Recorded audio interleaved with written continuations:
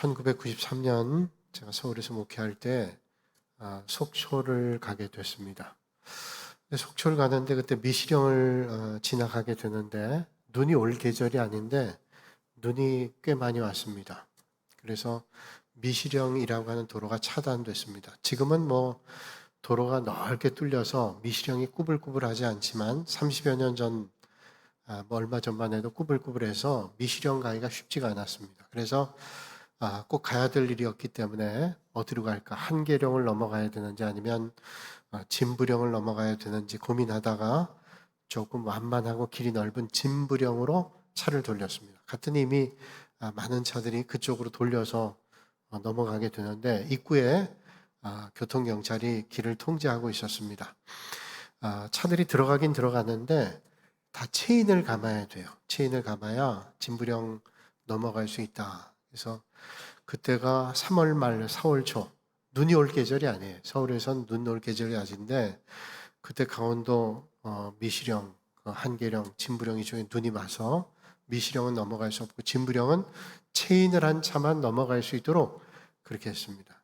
근데 뭐 그 계절에 체인을 갖고 다닐 일이 없으니 가져오질 않았는데 마침 그걸 다 알고 있는 사람들이 미리 체인을 갖다가 입구에서 파는 거예요. 그래서 뭐 아깝지만 체인을 하나 샀습니다. 해가지고 체인을 갈아야 되는데 차를 타고 다녔지만 뭐 그때 체인을 달아본 적이 없어요. 그래서 설명서를 가지고 이렇게 읽고 있는데 그 체인을 판매하는 분이 제가 딱해 보였던지 와서 체인을 자기가 껴주겠답니다. 체인을 껴주는데 그분이 껴주면서 하는 말이 이런 말을 들었어요. 선생님, 도둑질 빼고는 다 배워야 됩니다. 그때 깨달았어요. 도둑질 빼고는 다 배워야 된다. 배워두면 유익함이 있다는 거죠. 그래서 그분이 하는 걸 자세히 봤어요. 그리고 눈이 오지 않을 때 한번 제가 연습도 해봤어요. 그래서 이제 웬만하면 체인을 감을 수 있도록 그렇게 훈련했습니다. 우리가 경험을 한다는 건 참 욕이 나죠. 그 경험이 우리에게 삶의 자리에 큰 도움을 주기도 합니다. 그 경험을 통해서 깨닫게 되는 게 많이 있죠. 제 선배 목사님 가운데 무녀 동남 외아들로 자란 목사님이 있습니다. 이 목사님 얘기를 들으니까 자랄 때 누가 뭐 먹을 걸 줘도 자기가 먹기 싫어서 먹지 않으면 다음 날이고 그 다음 날이고 그대로 있답니다.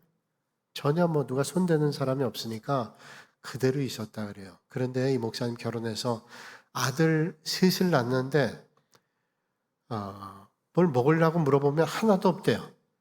그게 왜 그러냐 했더니 뭐 다음날 먹어야지 언제 먹어야지 생각하고 그냥 내버려뒀던 걸 아들 셋이 다 먹는 거예요. 근데 그 목사님이 그런 말씀을 자기는 그런 경험이 처음이라 상당히 당황했대. 이해가 안 됐다. 어떻게 먹을 게 그 다음날도 없지? 아들 셋 있는 집은 아마 그럴 거예요. 그 다음날 나만 하지 않죠. 그렇지 우리가 사람이 꼭 경험으로 하나 우리가 배워서도 알지 하지만 어떤 것은 경험을 통해서만 잘 이해할 수 있는 것들이 얼마든지 있습니다. 내가 경험하지 않고 사실은 깊이 모르는 일들이 많이 있죠.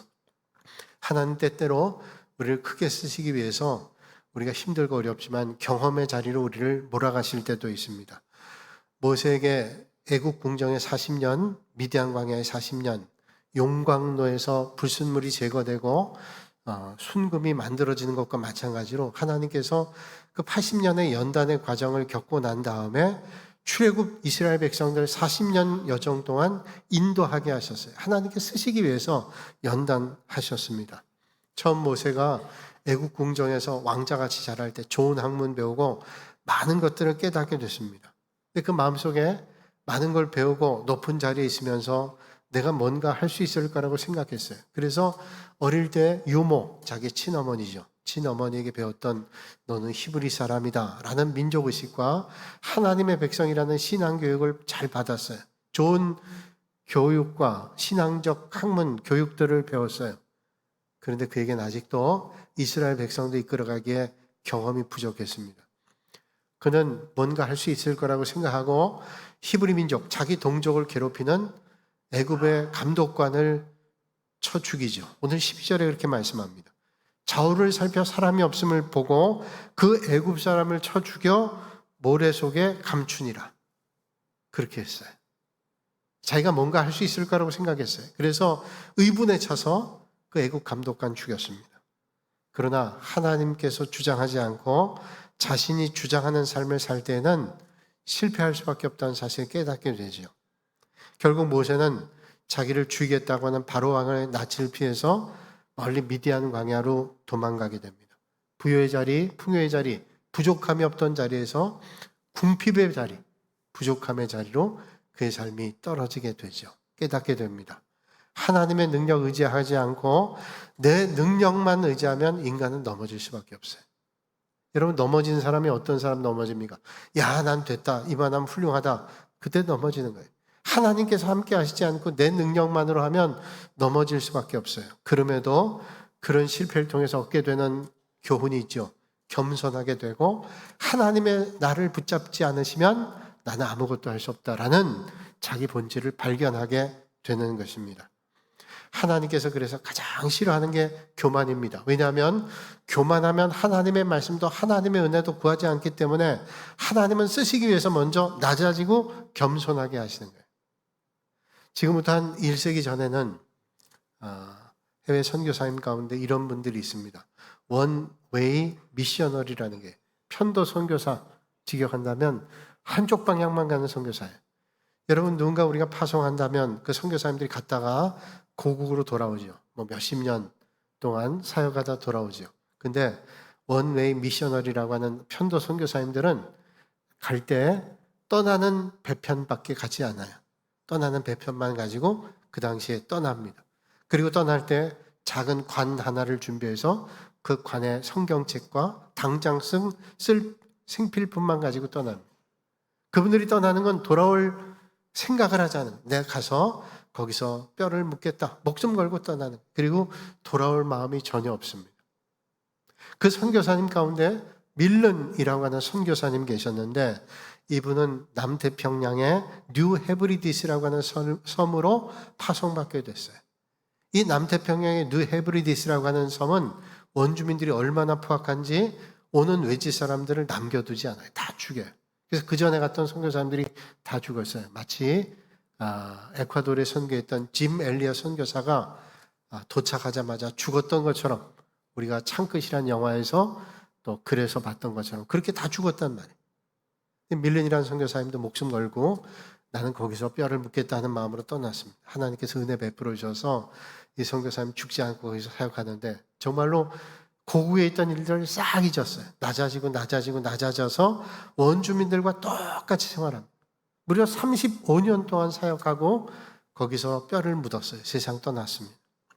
그의 묘비에 그를 통해서 복음을 받았던 원주민들이 묘비를 달았습니다. 그가 왔을 때 빛이 없었지만 그가 떠날 때 어둠이 없었다. 그가 올 때는 빛이 없었어요. 새까맸습니다. 그런데 그가 복음 전하고 떠난 다음에 이 땅에 더 이상 어둠은 없었다는, 하나님께서 그를 통해서 복음이 전파되게 해야죠. 하나님 쓰시는 사람은 그렇게 낮아지고 겸손함으로 하나님 앞에 쓰임받게 되는 것입니다. 초대교회 공동체 안에 사막의 교부들이라는 사람들이 있습니다. 이 사람들은 세상을 떠나서 사막에서 자기를 연단하고 영성을 연하는 그런 수도사들입니다. 그 사람들이 쓴 책 가운데 깨달음이라는 책이 있는데, 그 깨달음이란 사막의 교부들의 책에 이런 글이 있습니다. 방앗간 주인이 당나귀의 눈을 가리지 않으면 당나귀가 빙글빙글 돌면서 곡식을 다 먹어치운다. 이게 무슨 말일까요? 방앗간 주인이 당나귀의 눈을 가리지 않으면 이 나귀가 돌아다니면서 곡식들을 다 주워 먹는데, 여러분, 당나귀가 돌아다니면서 곡식을 주워 먹는 게 그 사명이 아니죠.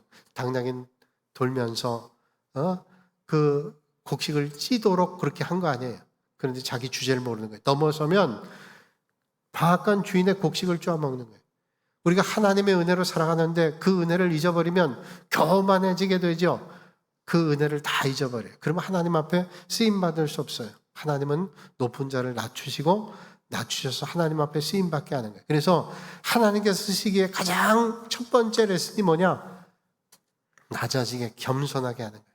하나님께서 모세를 쓰시기 위해서 겸손하게 하세요. 참게 하세요. 인내하게 하시죠. 이런 생각해 봅니다. 모세와 이스라엘 백성들이 출애굽할 때 얼마나 많은 사람들이 애굽을 떠났을까요? 성경에 말씀한 대로 60만 명이죠. 신학자들이 추산하기를 한 200만 명에서 700만 명까지다 그렇게 얘기합니다. 많은 사람들이 떠났어요. 그렇다면 이 사람들이 떠날 때 뭐 대단한 준비가 되지 않았어요. 바로가 안 도와줘서 여러 어려움을 겪다가 갑작스럽게 이제 장자의 죽음을 겪고 난 다음에 애굽에서 이스라엘 백성들이 떠나게 되죠. 갑자기 떠났으니 얼마나 불편한 일들이 많았겠어요. 불편하면 사람들이 불평하게 됩니다. 왜 우리를 여기까지 끌고 왔는지. 그렇게 하나님 앞에 살려달라고 부르짖었던 저들이 원망하고 불평합니다. 그 불평하는 백성들을 이끌고 모세가 가나안 땅을 향해서 애굽 출발하여 광야길을 갈 때 얼마나 힘들었겠어요. 모세를 붙잡고 불평하고 하나님께 불평하고 그 불평해서 하나님의 벌을 받지만 그 불평할 때 모세는 어땠습니까? 그 백성들을 이끌어가면서 평정을 잃지 않고 참아냈어요. 백성들은 원망하고 모세는 잘 참고 인내했습니다. 어떻게 그가 인내할 수 있었을까요? 하나님께서 그에게 미디안 광야의 40년의 훈련을 하게 하셨어요. 그러니까 그런 훈련이 있었기 때문에 참게 하신 거예요. 여러분 오늘 뭔가를 꾸준히 할 수 있다면 그리고 어떤 일에 인내하면서 할 수 있다면 여러분의 삶을 돌아보세요.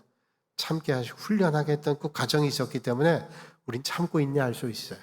그런 과정이 없었더라면 뭐 내가 할 게 이거밖에 없나? 그리고 뿌리치고 그만둘 사람 많아요. 그러나 인내 과정을 겪게 하시는 거예요. 하나님께 쓰임받기 위해서 부득이 이런 세월을 겪게 될 때도 있습니다. 유능한 목수는 생나무로 가구를 만들지 않는다 그런 말이 있어요. 유능한 목수는 생나무로 가구를 만들지 않는다는 말은 뭘까요? 이런 말씀을 드리면 여러분 이해하시기 빠를 거예요. 제가 부산에서 목회할 때 섬기던 교회 장로님께서 아주 큰 성구사의 사장님이셨어요. 이 장로님께서 그런 말씀하셨습니다. 저희 성구를 만들 때 저는 저 인도네시아나 이런 데서 나무를 들여오는데 그 나무를 많이 사다가 말리는 시간을 1년 이상 갔는데 근데 그 나무를 사다가 말리려면 그 당시만 해도 나무를 1억이나 2억 정도, 지금은 뭐 훨씬 더 할 거예요. 그걸 사다가 나무를 말린다 그러면 돈이 거기 묶여 있는 거랑 똑같잖아요. 대충 말려 있는 걸 사가지고 와서 하면 되는데 말려온 걸 사가지고 더 말리는 거예요. 그래서 1년 이상을 말리고 난 다음에 가구를 만든답니다. 그러니까 투자도 더 해야 되고 또 수고도 더 많이 하니까 경비가 많이 들겠죠. 그런데 꼭 그렇게 한다. 당장 보지 않고 내일을 보면서 그렇게 투자한다는 거예요. 그게 왜 그러냐고 제가 여쭤봤더니 만약에 잘 마르지 않는 나무를 가지고 교회 의자를 만들거나 강대상 만들면 그게 세월이 가면서 틀어져 버린대. 좋은 성구가 될 수 없다는. 그래서 시간이 가고 경비가 들지만 수고가 들지만 꼭 말려서 한다는. 그렇습니다. 부름 받기 전에 모세는 40년 애국 궁정에서 좋은 교육 받았어요. 하나님께서 훈련하게 하시는 거예요. 그런데 그에게 정말로 필요했던 건 겸손이에요. 높은 교육, 좋은 교육, 뛰어난 교육 받았어요. 그러나 하나님의 쓰임 받기 위해서는 미디안 광야가 필요했습니다. 40년 광야 생활. 아무도 가고 싶지 않아요. 그러나 광야에서만 배우는 훈련이 있어요. 그래서 하나님은 부득이 애국 궁정에 40년 좋은 교육 받았던 모세를 그 필요한 하나 광야의 훈련을 받게 광야길로 인도하십니다. 오늘 말씀은 이런 말씀이죠. 모세가 이제 바로 왕이 죽이겠다는 말을 듣고 애굽 사람을 죽이고 난 다음에 도망갑니다. 미디안 광야, 척박한 땅입니다. 의지할 것 없는 낯선 땅입니다. 참담한 마음을 가지고 어떤 마을의 우물가에 앉았었어요. 물을 마시면서 그의 삶에 대한 생각을 했어요. 어떻게 해야 될까? 정말 막막한 생각으로 두려움과 좌절감 가운데 그는 거기 앉아있어요. 내 인생이 어떻게 이렇게 됐을까? 그런 마음도 가졌을 거예요. 그런 차에 마침 미디안 제사장의 7딸이 물을 길러왔습니다. 성경은 말씀하시기를 르우엘이라고 얘기하죠. 또 어떤 분은 이도로라고 얘기하는데 같은 사람입니다. 르우엘 제사장 7딸이 물을 길러왔어요.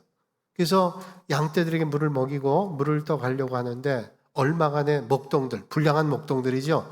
목동들이 이 제사장의 딸들을 희롱하는 거예요. 모세는 참지 못한 성격이지 않았어요?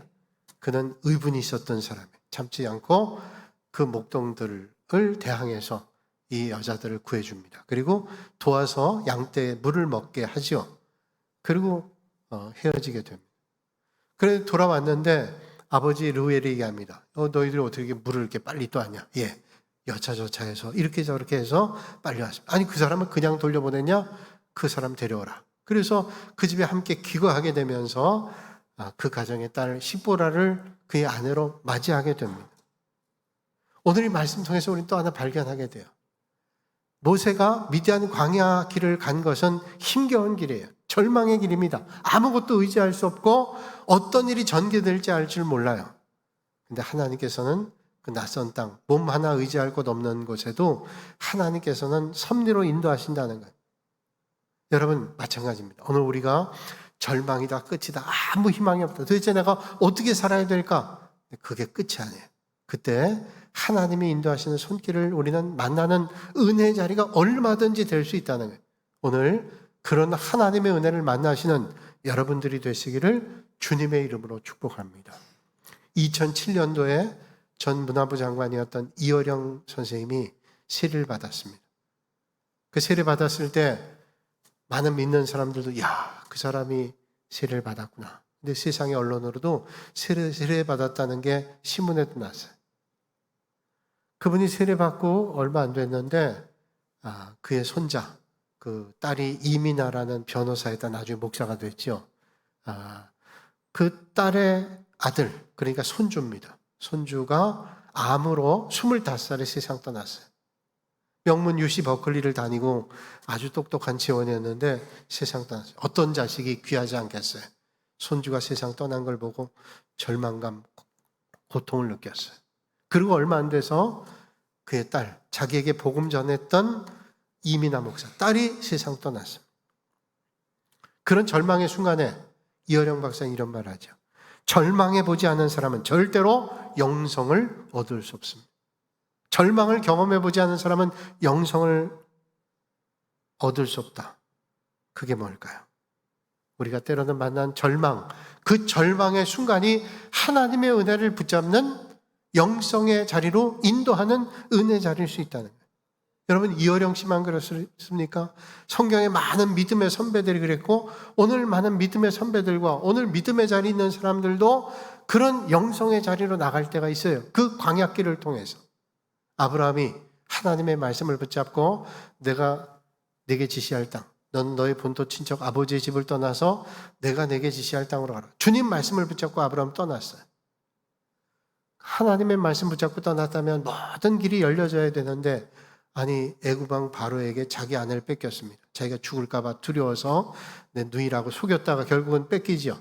그날 밤 집에서 그의 모습이 얼마나 참담했을까. 내가 하나님 말씀 붙잡고 여기까지 왔는데 그런 절망의 순간을 만나기도 했어요.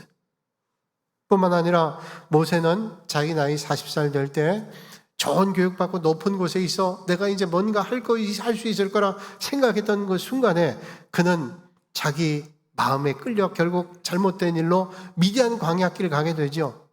미디안 광야 40년의 훈련이 필요했습니다. 얼마나 절망의 시간들을 보냈을까요? 요셉도 마찬가지.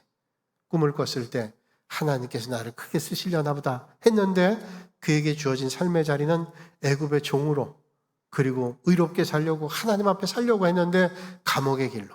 그러나 결국 돌아보니 하나님께서 요셉을 높이 들어서 애굽의 총리 되게 하시고 자기 개인뿐 아니라 이스라엘 민족을 구원하려고 하는 하나님의 은혜를 만나게 되죠. 그러므로 중요한 것은 하나님께서 우리 인생에 낮아진 그 순간을 통해서 하나님 역사하시는. 그러므로 여러분 오늘 우리가 하나님 향해 믿음의 길 걸어갈 때 때론 만나는 광야길을 통해서 하나님의 더 큰 은혜를 만나시는 여러분들이 되시기를 주님의 이름으로 축원합니다. 2021년 6월 13일자 미주판 국민일보에 이런 기사가 났습니다. 제인 마르크 제프스키라는 30세 미국의 여성이 아메리카 갓 탤런트라는 대회에 나왔다는 거예요. 저 여성 30세. 근데 이게 뭐 대단한 뉴스거리예요? 이 아메리카 갓 탤런트라고 하는 경연 프로그램, 우리나라에도 하는 오디션 프로그램인데 거기 나왔어요. 거기 나와서 노래를 불렀습니다. 잘 불렀습니다.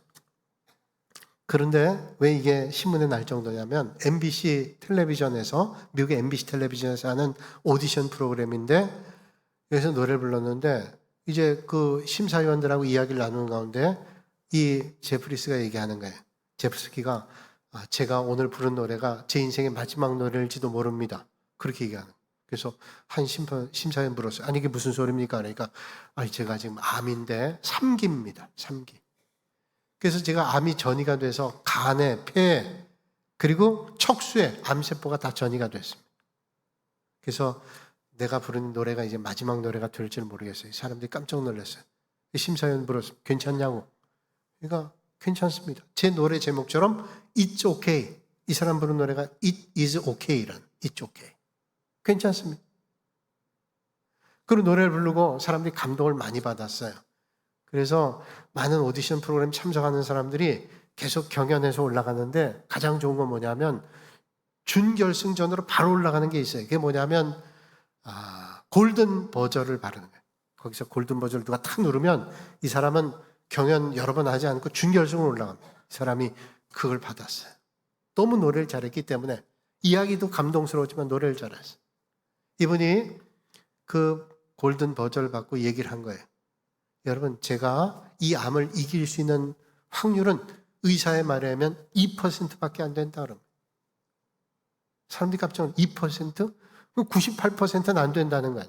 그게 많은 사람들이 걱정하는데 여러분 2%는 0%가 아니에요. 0%와 2%는 큰 차이가 있습니다. 2%. 그러면서 그는 이런 믿음의 고백을 했습니다. 하나님께서 한순간 치유하실 수 있다고 나는 믿습니다.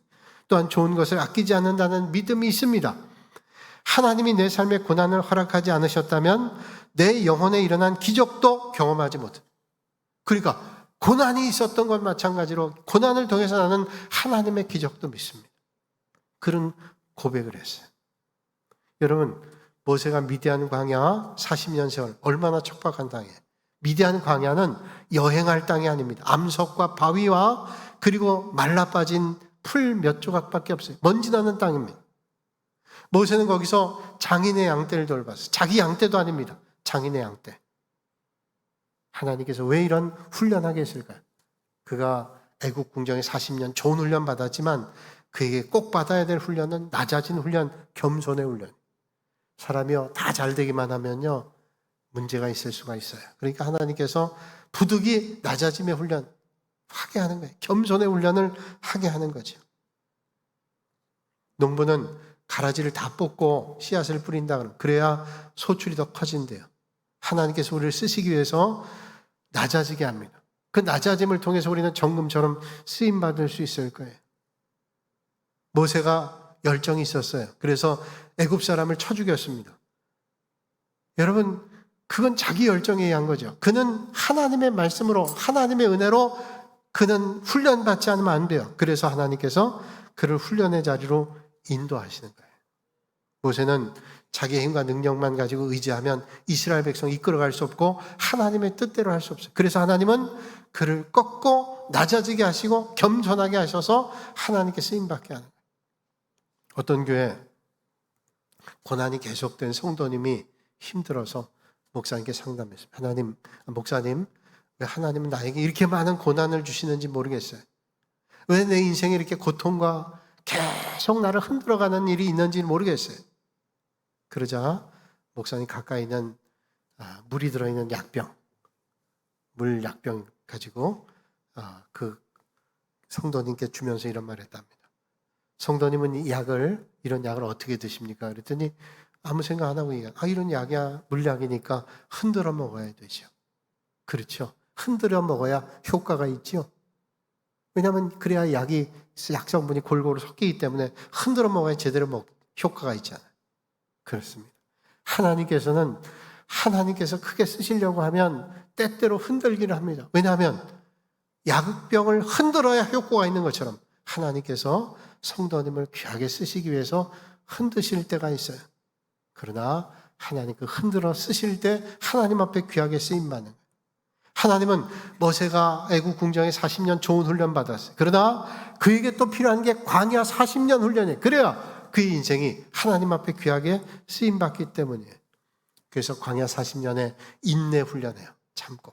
모세 백성들이 불평하고 원망해도 참고 이끌어갑니다. 또 광야 40년 통해서 그는 침묵의 훈련, 고독의 훈련합니다. 여러분, 광야는 사람이 없어요. 양떼를 나가면 양떼밖에 없어요. 누구하고 얘기해요? 양떼하고 얘기할 수 없어요. 고독과 침묵의 시간 가지. 그러나 그 침묵의 시간에 하나님을 만나요. 우리 인생의 고독과 침묵의 시간, 하나님께 나가는 거죠. 모세는 침묵과 고독의 훈련했습니다. 그리고 영육이 강건해지는 훈련했어요.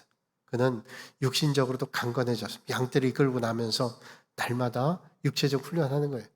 정신적 멘탈 훈련도 했습니다. 여러분, 하나님 앞에 쓰임받기 위해서 정신적 멘탈 훈련도 했어요. 여러분 생각해 보세요. 모세가 애굽 사람을 쳐 죽이고 바로가 죽이겠다고 쫓아왔는데, 바로는 애굽의 최고의 왕입니다. 죽이려고 작정하면요 못 쫓아오겠어요? 그러니까 도망갔잖아요.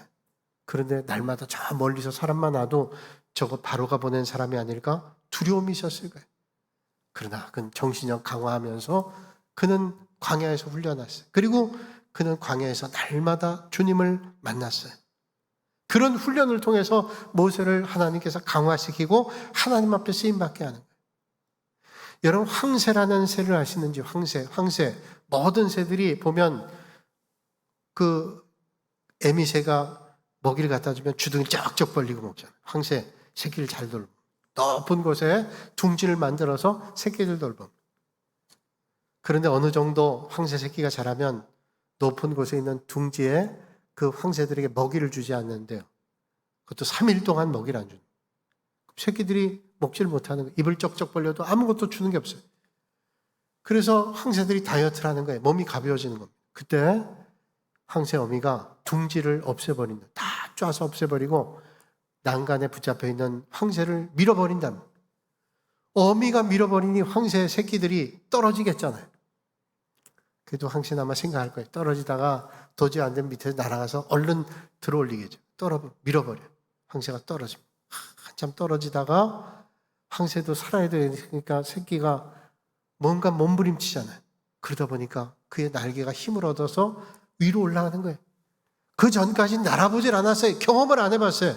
그런데 떨어지다 보니까 내가 날개가 있다는 것을 발견하게 됐어요.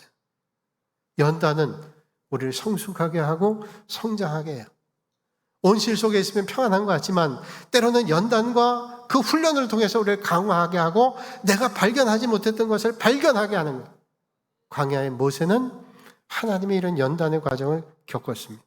그래서 광야는 오직 하나님만 의지하는 훈련하게 하죠. 그래서 하나님이 없으면 나는 아무것도 아니구나. 그전에 나는 애국 궁정에서 대단한 사람이라고 생각했던 그가 광야에서 하나님만 의지하지 않거나 나는 아무것도 아니다. 하나님을 의지하는 훈련을 했던 거예요. 여러분, 어떤 순간에도 그 하나님을 만나시는 여러분들이 되시기를 주님의 이름으로 축복합니다. 여보 다녀올게요 라는 글을 본 적이 있습니다. 여보 다녀올게요. 남편이 출근하면서 아내에게 얘기했습니다. 그런데 낮 시간에 전화가 왔습니다. 여보 다녀올게요 했던 남편이 응급실에 있다는 거예요. 그래서 급하게 아들, 딸 데리고 응급실에 갔습니다. 응급실의 모습을 보니까 남편이 피투성이었습니다. 의식불명이었습니다. 의사는 환자를 보면서 머리를 저었습니다. 가능성이 없다는 거죠. 아무런 반응이 없었습니다. 아무리 불러도 통곡해도 반응이 없었어요. 한참을 붙잡고 통곡하다가 아들, 딸의 팔을 부여잡고 순간 생각이 떠올랐어요. 정신 차렸어요. 얘들아, 아이들을 일으키면서 우리가 잊은 게 있구나. 하나님께 기도해야지.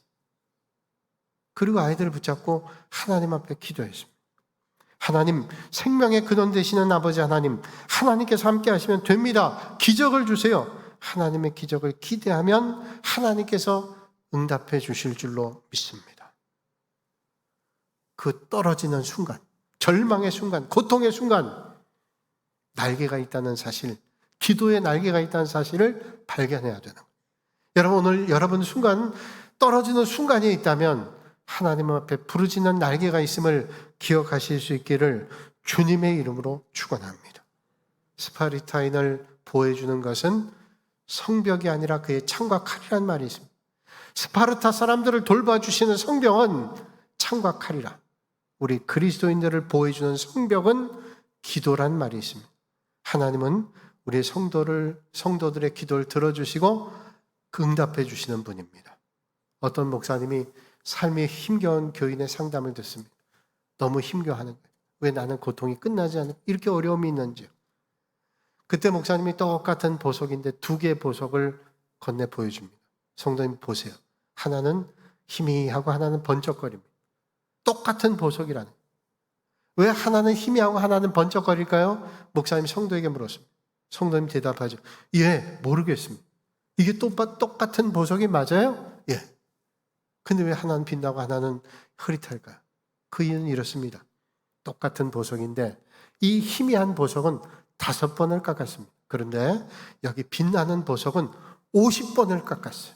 깎고 또 깎고 깎고 또 깠어요. 그래서 빛이 납니다. 그렇습니다. 하나님께서 섭리 가운데 우리를 빛나게 하기 위해서 어떤 때는 부득이 깎아낼 때가 있어요. 힘겹고 어렵지만 깎아낼 때 있습니다. 오늘 주님은 우리를 향해 말씀하고 계십니다. 내가 산을 향하여 눈을 들리라. 나의 도움이 어디서 올까? 나의 도움은 천지를 지으신 여호와에게서로다. 나의 도움은 천지를 지으신 하나님께 있습니다. 여호와께서 너를 실족하지 아니하게 하시며 너를 지키시는 이가 졸지 아니하시리로다. 주님은 졸지 않고 우리를 돌봐주십니다. 사랑하는 여러분, 부디 어떤 광야길을 만난다 할지라도 내 능력, 내 자신감만 의지하기보다 하나님을 더 의지하심으로 우리를 돌봐주시고 인도하시는 하나님을 만나시는 은혜의 자리가 되시기를 주님의 이름으로 축복합니다. 거룩하신 아버지 하나님, 오늘도 이 아침에 주님 전에 나와 주님을 예배하게 하시고 하나님의 은혜를 바라보게 하시니 감사를 드립니다. 때로는 우리가 부득이 광야길 건너갈 때 있습니다. 그러나 그 광야길이 우리를 더 주님 앞에 쓰임받게 하는 은혜의 자리인 것을 잊지 않고 더 주님 바라보고 하나님의 은혜를 구하는 믿음의 자리가 되게 하여 주시옵소서. 오늘 이 아침에도 힘겨운 삶의 자리에 있는 성도들도 있사오니 주님 은혜 주셔서 저들을 건져주시고 은혜 가운데 이끌어 주셔서 하나님의 은혜를 만나는 축복의 자리가 되게 하여 주시옵소서. 예수님의 이름으로 기도하옵나이다. 아멘.